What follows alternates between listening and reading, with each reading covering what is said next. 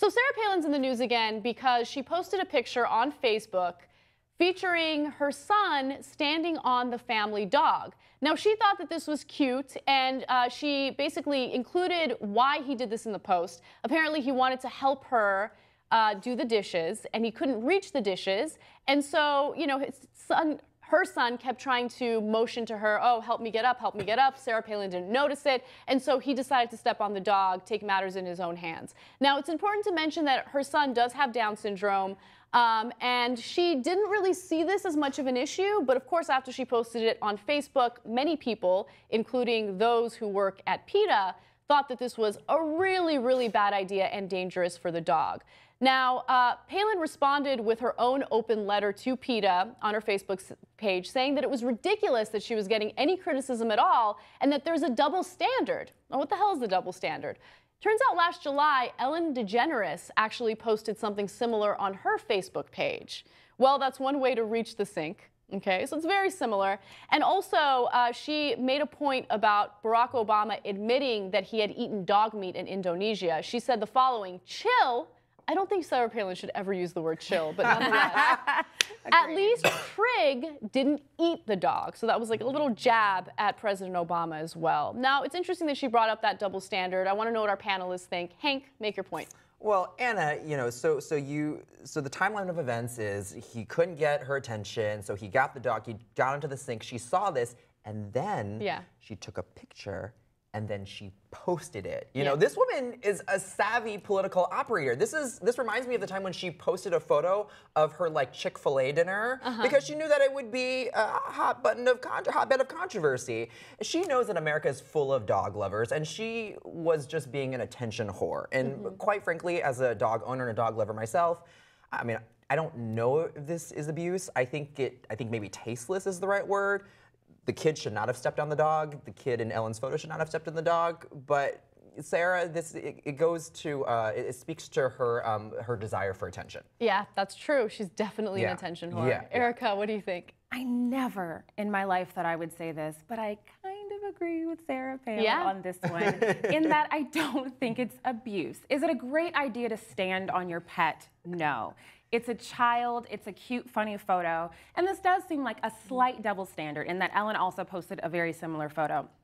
Where I disagree is when she decided to make it attention whorish and took a jab at Obama, which had absolutely nothing to do with this. Yeah, I mean, that's what the state of our country is in right now. Anytime anything goes wrong, even if it has nothing to do with Obama, you got to blame Obama. Right. That's just the way things go.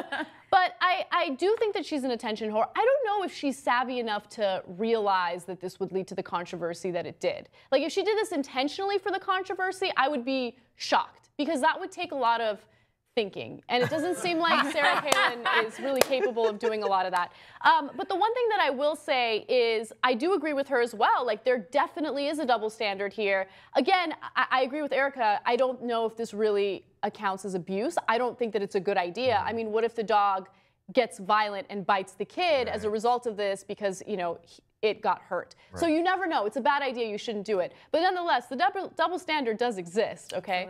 Now, I did go onto Ellen's page to look at the comments on her picture, and she did get a lot of criticism for that as well. So it's not like everyone kind of let her off the hook. Now, here's the personal question for this story. What is one double standard that really pisses you off? Erica, I want to start with you. Oh my gosh, there's so many. As a woman, as a Black woman, I guess the one that bothers me the most is that by nature, I am peppy and positive and happy most of the time. But I also tend to be very direct, and I don't shy away from speaking the truth, especially in professional settings. And oftentimes that is perceived as being the angry Black woman, right? Like this scary, bitter person who has an attitude. And it's so frustrating because it colors, no pun intended, everything that I'm trying to say, the context and the tone. And so it's really frustrating to constantly have to think, well, if someone else said this, you probably wouldn't have taken it that way, but okay, I'll smile a little more. Oh, yeah, it's so really frustrating. I've had similar experiences where it's like, you're really difficult to work with when you're so assertive, or like you get so grumpy, and it's like, no, I'm just telling people that they need to do their jobs. Yep.